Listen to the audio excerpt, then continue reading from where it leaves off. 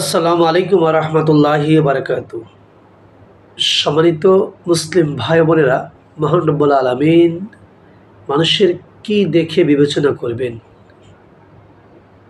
স্বাস্থ্য, শরীর, ধন সম্পদ, দেহ আকৃতি, চেহারা, কি দেখবেন আল্লাহ?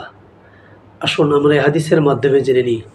আবু হুরায়রা রাদিয়াল্লাহু আনহু থেকে বর্ণিত, রাসূল সাল্লাল্লাহু আলাইহি ওয়াসাল্লাম বলেছেন, নিশ্চয় আল্লাহ তাআলা তোমাদের দেহ এবং তোমাদের আকৃতি দেখেন না, বরং তিনি তোমাদের অন্তর ও আমল দেখেন।